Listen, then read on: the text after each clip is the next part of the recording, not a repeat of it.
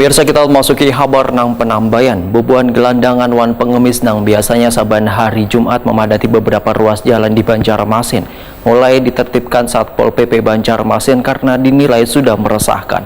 Lantaran mereka bersusun di bibir jalan hingga mengganggu keindahan kota.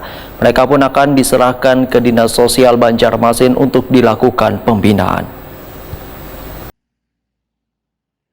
Bubuhan gelandangan wan pengemis yang biasanya saban hari Jumat memadati beberapa ruas jalan di Banjarmasin mulai ditertibkan Satpol PP Banjarmasin. Setelah ditertibkan, mereka pun diserahkan ke Dinas Sosial Banjarmasin untuk dilakukan pembinaan. Kepala Satpol PP Banjarmasin Ahmad Mujain wetakuni Prima TV Baisukan Sabtu 5 November 2022 medahkan ditertibkannya bubuhan gelandangan wan pengemis ini karena dinilai sudah meresahkan lantaran mereka bersusun di pinggir jalan hingga mengganggu keindahan kota.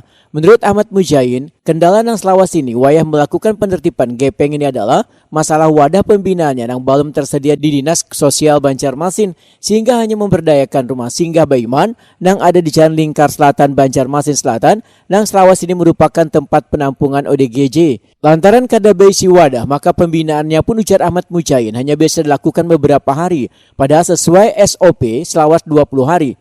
Dikarenakan ada kekhawatiran bila gepeng nang dibina dengan ODGJ dalam satu atap bisa menimbulkan permasalahan baru atau nang kada diinginkan. Jadi kemarin kalau informasi kan memang dari temuan di lapangan juga kita mencoba untuk melakukan penertiban, penataan sekaligus edukasi di kawasan Jalan Suprapto dan Jalan Sudirman, khususnya di lingkungan seputaran Raya yang merupakan salah satu pusat kota di Banjarmasin. Langkah awalnya ini memang kolaborasi dengan semua SKPD terkait. Ada Dinsos di sana, ada Dinas BP3A, kemudian kecamatan dan juga kelurahan setempat. Poin utamanya adalah kita melakukan sosialisasi kepada mereka, melakukan edukasi juga kepada para gepeng yang biasa bertempat di sana untuk yang utama sih sebenarnya agar mereka tidak lagi dan Dinas Sosial dan BP3A kalau memang ada perempuan dan anak-anaknya untuk tidak melakukan pekerjaan menjadi gepeng tadi.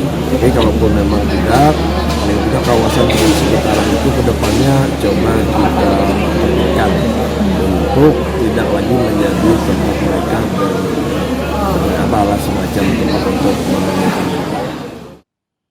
Ahmad Mujain berharap adanya program baru pembangunan shelter oleh Dinas Sosial Banjarmasin akan menjadi solusi untuk menampung bubuhan gepeng dalam pemberian pembinaan dengan waktu yang sesuai dengan aturan.